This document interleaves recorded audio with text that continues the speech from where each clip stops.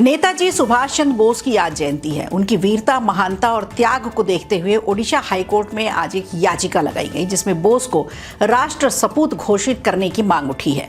वहीं अमेरिका का राष्ट्रपति पद संभालने के बाद ट्रंप ने अपने इंटरव्यू में क्या क्या कहा, इस पर भी जानेंगे। अब अगर दिल्ली चुनाव की बात करें तो दिल्ली कांग्रेस में फूट देखने को मिल रही है। नमस्कार, खबर प्रधान शो देख रहे हैं आप और मैं हूं संगीता श्रीवास्तव।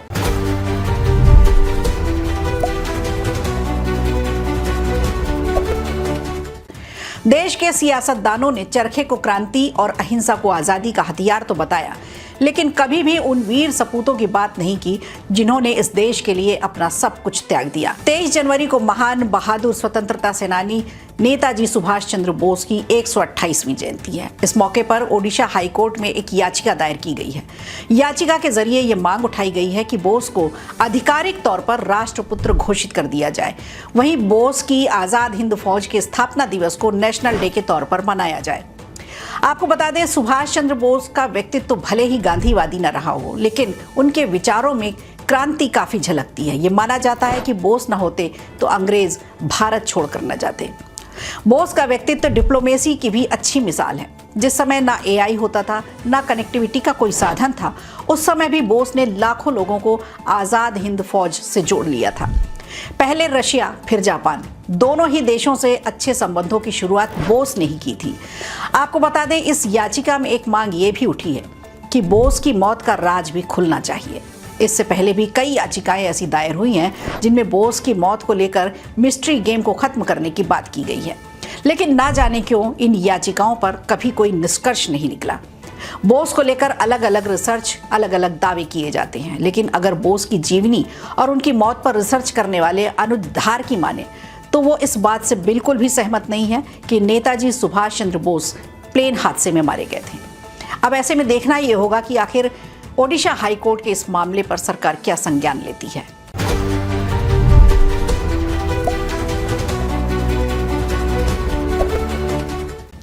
अमेरिका का राष्ट्रपति पद संभालते ही ट्रंप ने अपने पहले इंटरव्यू में कई बड़ी बातें कही हैं। ऐसे में ट्रंप की बातों को अगर ध्यान से सुने तो समझ में आता है कि ट्रंप का पहले टर्म से ये दूसरा टर्म काफ़ी अलग होने वाला है और वो इस टर्म में न जाने कितनी बार अपना ट्रंप कार्ड भी खेलेंगे। आपको बता दें, ट्रंप ने फॉक्स न्यूज़ को दिए इंटरव्यू में बाइडेन सरकार पर कई तंज कसे। उन्होंने इंटरव्यू में कहा कि मैंने अपने लोगों को बाइडेन की तरह राष्ट्रपति रहते कभी माफ़ी नहीं दी। ट्रंप ने आगे कहा कि जब मैं पहली बार राष्ट्रपति था तो मेरे कार्यकाल के अंतिम दिनों में मुझसे ये भी पूछा गया था कि क्या मैं खुद को और अपने लोगों को माफ़ी देना चाहूँगा। तब मैंने कहा था कि मैं किसी को माफ़ नहीं करूँगा, हमने कुछ भी गलत नहीं किया है, हमारे लोगों ने कई तकलीफ़ें झेली, वे बहादुर देशभक्त हैं। दरअसल जो बाइडेन ने राष्ट्रपति रहते हुए अपने बेटे हंटर, भाई जेम्स, उनकी पत्नी सारा, भाई फ्रांसिस, बहन वेलेरी और जॉन ओवेंस को माफ़ी दे दी थी। बाइडेन का कहना है कि सिर्फ उन्हें परेशान करने के लिए उनके परिवार को निशाना बनाया जा रहा है। ट्रंप से जब पूछा गया कि उन्हें राष्ट्रपति ऑफिस में वापस लौटकर अब कैसा लग रहा है, तब उन्होंने बताया कि यहाँ बहुत काम बाकी है। अगर मैं साल 2020 में दोबारा राष्ट्रपति बन जाता तो बहुत सारा काम तभी खत्म हो जाता। ट्रंप ने आगे ये भी कहा कि अगर मैं 2020 में राष्ट्रपति बनता तो हमारे देश में महंगाई नहीं होती, अफगानिस्तान जैसा संकट नहीं होता, 7 अक्टूबर को इजराइल जैसी घटना नहीं होती और यूक्रेन में युद्ध नहीं होता। ट्रंप के इस इंटरव्यू में ऐसी कई बातें कही गई जिन्हें सुनकर यह साफ हो गया कि ट्रंप ही पूरी दुनिया का पावर हाउस है और यूक्रेन, इजराइल और अफगानिस्तान जैसे पिद्दी से देश अमेरिका के दम पर ही खड़े हुए हैं। ट्रंप ने अपने पहले कार्यकाल में दूसरे देशों से करीबियां बढ़ाई, नज़दीकियां बढ़ाई, लेकिन इस कार्यकाल में वो उन सभी समस्याओं को एक आम नागरिक की तरह ही देख रहे हैं और महसूस भी कर रहे हैं। बताया जा रहा है ट्रंप चुनाव लड़ने से पहले ही अपनी टू डू लिस्ट बना चुके हैं कि उन्हें क्या क्या करना है।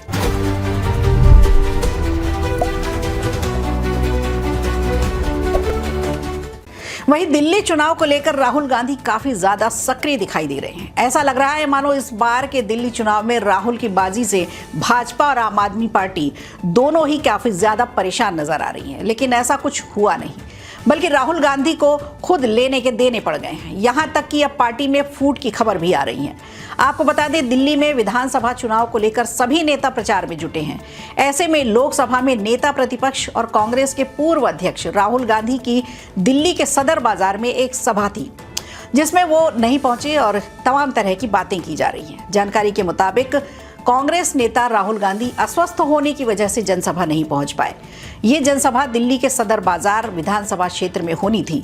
आपको बता दें, इस सीट से कांग्रेस के अनिल भारद्वाज को उम्मीदवार बनाया गया है, लेकिन राहुल गांधी का जनसभा में नहीं पहुंचना कहीं ना कहीं ये संकेत देता है कि कांग्रेस पार्टी अब इतनी जिम्मेदार नहीं रही, क्योंकि 3 दिन पहले ही लालू यादव के साथ बिहार में राहुल गांधी दिखाई दिए थे, लेकिन जनसभा में राहुल गांधी नहीं पहुंचे।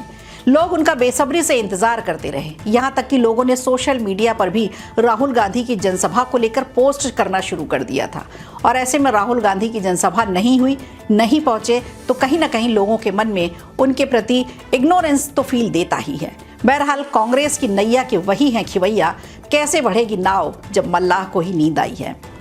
खबर प्रधान में आज के लिए इतना ही। दीजिए इजाजत, नमस्कार। वीडियो अच्छा लगा हो तो लाइक कीजिए, शेयर कीजिए और कमेंट बॉक्स में हमें जरूर बताइए।